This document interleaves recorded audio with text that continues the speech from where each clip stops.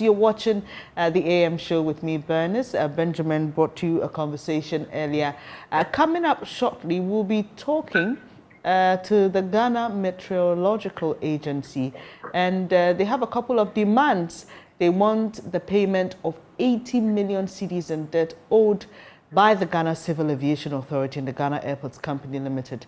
Director General Eric Isuman says the delay in paying the debt is affecting their operations. He's been speaking to Samuel Kojo-Brace. All right, so good morning and welcome to the AM show. Recently, the Ghana Meteorological Agency has been doing relatively well in terms of helping us understand how our weather is going to be on a daily basis. So we need to appreciate them and also ask them that we demand more in terms of whatever they deliver to us. And in the operations, are there other issues that we need to understand, other challenges, and how these challenges can be surmounted so that they become the excellent agency that we all pray they become? So we are here today with the Director General of the Ghana Meteorological Agency, Mr. Eric Isuman, to understand how the issues are. So Mr. Eric Isuman is here with us today. We are grateful to have him and for him to agree to speak to us. Thank you, sir. Thank you. And congrats too. Thank you for acknowledging the efforts that we are making. In terms of the scheme of things, where do you see Meteo now in terms of how you are able to give us an update on our weather? As you actually said, Ghana Meteorological Agency is doing well these days. In fact, all the feedback we get these days are positive. We are delivering the forecasts and the warnings, and they are coming as we deliver them. So we are trying our best given the circumstances that we find ourselves. Okay. Some time ago we didn't believe Meteo and the things they gave us. What has changed that now you seem to be getting the information accurately in terms of the weather changes? Well, GMET is evolving. It's evolving. We used to use a manual way of, collecting our data and analyzing our data and coming out with a forecast. Now we are automating gradually, and so we still have manual system, but blend with automatic system, and we are getting a lot more meteorologists in the system. It used to be physicists and mathematics students who come and they are trained in meteorology. Fortunately, now we have our KNUST and UCC producing fresh meteorologists, for us. So in terms of human resource, there's an improvement. In terms of technology and equipment, there's improvement. But there's a lot more that needs to be done to get us to the level that we really want to get. But at least you can see the trajectory that there's improvement, and that gives us the hope that with little effort and support, GMET will be the institution of choice that Ghanaians will like to have and depend on for their weather information, for planning of their lives and activities, and to save life and property. So if I'm home, I'm thinking, how do these people do their work? How do you do it? That's a very complex system. In fact, we start by collecting data, weather parameters, and we have about 22 synoptic stations across the country. And these stations collect all the weather parameters that is required for you to be able to come up with a forecast. So we talk about the temperatures, the relative humidity, we talk about the wind and wind direction, wind speed, and we collect all these data across the country with staff who man these stations 24/7. And so these stations are now being automated in a way. They bring this data to the center, as in headquarters and our office in Kotoka International Airport. And we have a central analysis forecast office where we have the meteorologist. At this point, this meteorologist receive this data and then analyze this data. In fact, this data is key into the global telecommunication system, which scientists use this data among data from various parts of the world to run models and give us the results of these models that come scaled down on a regional and then on a country basis. So you get these models, products, analyze them with your ground data information, with satellite images, and then be able to come out with a forecast. And so that's the process that it goes through. And so the data you are collecting is critical. If you don't collect appropriate and correct data, it will affect the results. The logistics you need to be able to process this data is critical in technology and equipment, critical. And then the human side of it, the meteorologist with the skills needed to analyze this data and be able to then churn out the forecast. It's very critical for our operation. So the modeling is not done in Ghana? Also, there are global modeling and ones that we are trying to do here. In fact, we have an office, NWP, numerical weather modeling unit, and we started trying to downscale, so as I said, global to Africa and then to the country level. In the country level, we want to also run our own models with our own local data. And so we started. But we had problem with our servers and some few challenges, so that has gone down a little. But fortunately for us, just last week, we got a new server, which we are yet to install to run that models for us. And that will go to support what we get from global level. And that will make it more accurate than depending on the global one. Even though we will have the global one. So you take the global one, add our own ground data and information to run our own model to feed into our forecast. So for now, if you are giving us the weather update for tomorrow, it means it's you collected the data here, then you took it you put it in that global system, for the global system to give you the outcome, that you can interpret it to know what's going to happen here. Not necessarily. So the global outputs will show you the way the system looks like. And so we have some places where we have high pressures and low pressures that you see from the global system. For the global system, you see the wind directions and the wind speed.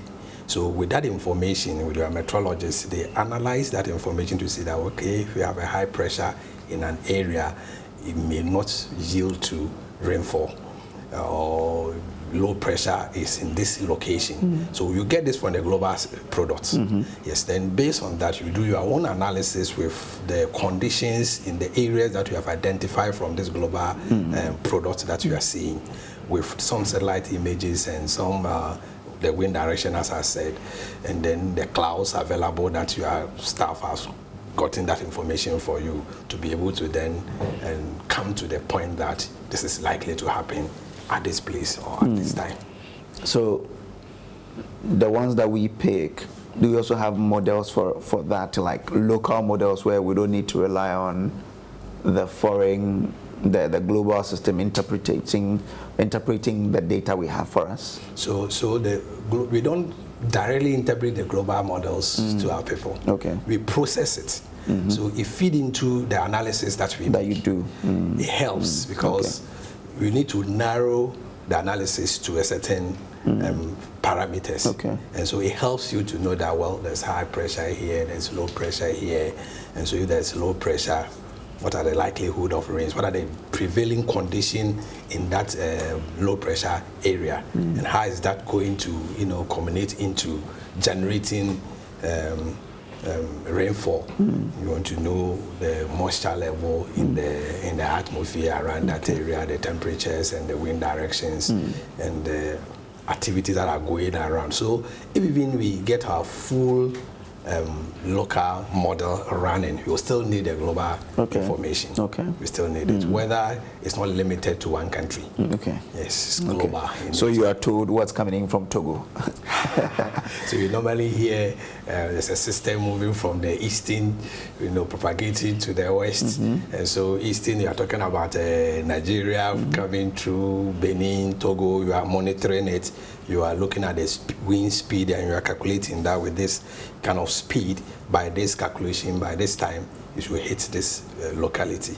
Yes, so we will still need that to help us do the analysis because it's global. Okay. One thing that have happened in another locality affects another locality. Yes. So. In research and in predictions, we do have margins of error. Sure. When you are predicting, what's your margin of error? So of late, if we see our forecast, now we call it impact-based forecasting, where we are not telling you what the weather is going to be, but what the weather is going to do.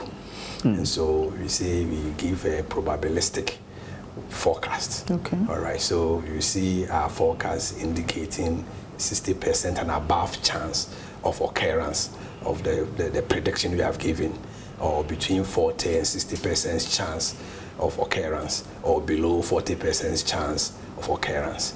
And so we give these predictions and give these probabilities for you to know that, well, if it's 60% and above, there's a high level chance, or sometimes we even give 80%, especially when it's warnings.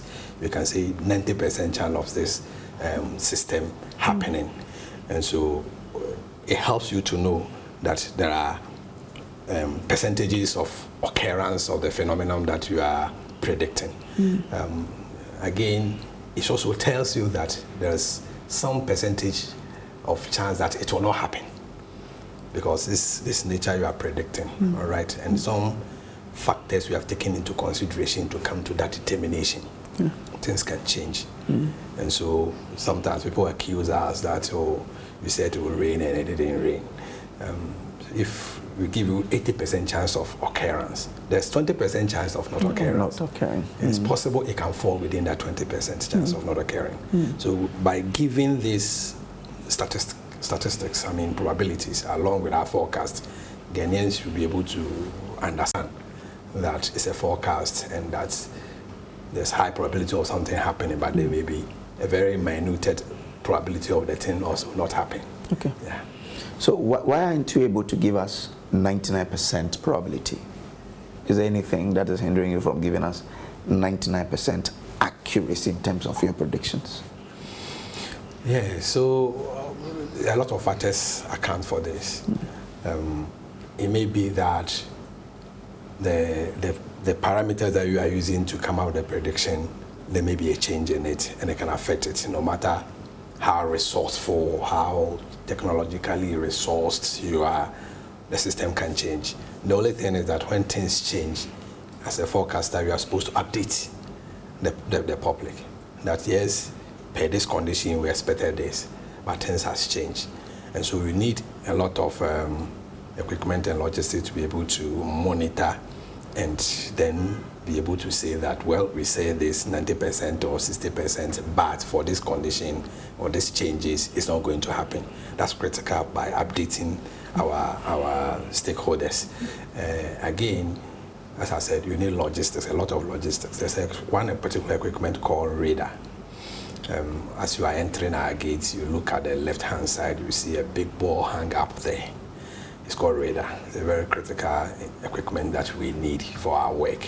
Unfortunately, our radar has been down for some time now, and so it's not working. If you have about 4 of them in the country, by click of a button, you can have a fair view of the whole of Ghana atmosphere. All right. If you have that, any small system developing, a speck of a system developing in any part of the country, you can locate it on your PC and then start doing analysis of it and then be able to do the prediction. There's the system that we say moving from east to the west that we talk about. Those are there, but there are some that are locally generated, convective systems that are locally generated. It's not a movement of a system from east to west, but can develop maybe in Adenta alone, and it can rain there. that one is difficult for your normal analysis to be able to determine. You have this radar. It can help you to be able to locate those specific things to be able to analyze and then make prediction on that. It's very expensive equipment, and you need a lot of resources to get it and then to make it run and maintain them. Okay. So if you have only 4, yes, you will see the whole country. So why can't we get it? Yeah, so it comes to logistics and cash flow. Seriously, cash flow. Ghana Meteorological Agency have a lot of potential to generate a lot of revenue for its operation. Okay. In fact, just last Friday, I was at a budget hearing at the Ministry of Finance, and I told them that, well, if things are done in its right way, if people are respecting the laws that the nation has given to Ghana Meteorological Agency, to provide sustainable source of funding for the agency, I would have come to finance and told them that we have come of age.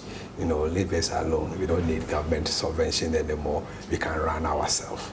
In fact, the director budget said how happy I would have been to hear from you that now you are okay, you can run yourself. But it calls on all of us to work together to ensure that people comply with laws that will provide the necessary resources for agency to be able to provide this logistics and be able to even be on its own and will not complain about cash flow problem anymore. I'm curious, what does the law say? That you can raise money on your own? Sure. In fact, Ghana Meteorological Agency provide, for the service we provide, over 60% is consumed by aviation. Okay. The World Meteorological Organization and International Civil Aviation Authority, ICAO, came into some arrangements where meteorological institutions will provide meteorological aeronautical services for air navigation and operations of airlines. And in this agreement, aviations are supposed to pay for the service that meteorological institutions provide. You agree with me that the enemy of an aircraft or a pilot is the weather. When you are airborne and there's a storm and you are in a plane and the plane is shaking, sometimes, the people who are even serving will have to be asked to stop because the plane will be shaking. Every people will be calling for their goals, you see. So weather is very critical to the navigation of an aeroplane. And so we provide this service to aviation, and they're supposed to pay for the cost in generating that service. We were having an MOU, a Memorandum of Understanding with aviation, to cede a portion of the money that they charge for providing the service to the airlines to Ghana Meteorological Agency. In fact, this was not being respected because maybe MOU is not binding and things like that. But somewhere in 2018, led by our Minister for Communication and Digitization, Madam Mosla Usuakofu, we went to Cabinet to get legal backing to enable Ghana Meteorological Agency, get what is due it from providing this service to the aviation. And Cabinet, had favor on our part and issue a Cabinet memo asking our Minister to start the process to amend Ghana Meteorological Agency Act to make it legal, incorporating certain percentages that aviation must cede to Ghana Meteorological Agency. And that Cabinet memo, the first paragraph says that Ghana Meteorological, this process is supposed to give Ghana Meteorological Agency a sustainable source of funding for their operations. So it goes beyond just cost sharing, but to provide sustainable source of funding. And what are the acts says? So you went through the process to Parliament and had unanimous approval to give an act, amended act, saying that all landing charges, so all the planes that land in Ghana, so aviation charge them some fee. 10% of that landing fee should be given to Ghana Meteorological Agency. All the flights that flight over Ghana flight zone, so they will not even land, they flight over the country. They provide, civil aviation provides service to them, and they charge them. 10% of that charge should be given to Ghana Meteorological Agency. And then when we buy tickets, you pay some tax, airport tax. All that tax that airport company collects, 5% of that should be given to Ghana Meteorological Agency. And this act was passed somewhere in 2019, July. And then in 27 September 2019, President assented to the bill, and it became a law, an act. But as we speak, I mean, when Parliament passed, it became an act of Parliament, and then the President assented to it. Sure. So now it's a full-fledged law, which must be respected. Unfortunately, when it was passed, just in 2020, COVID came. 2019. 2019 it was passed. So January, February 2020, there was a COVID. And it affected the aviation industry a lot.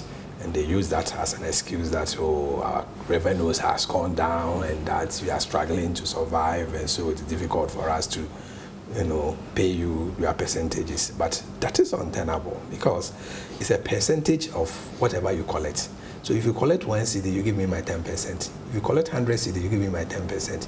Collect 1 million, you give me my 10%. And so that couldn't have been an excuse. But as we speak, that act, that law, is not being respected.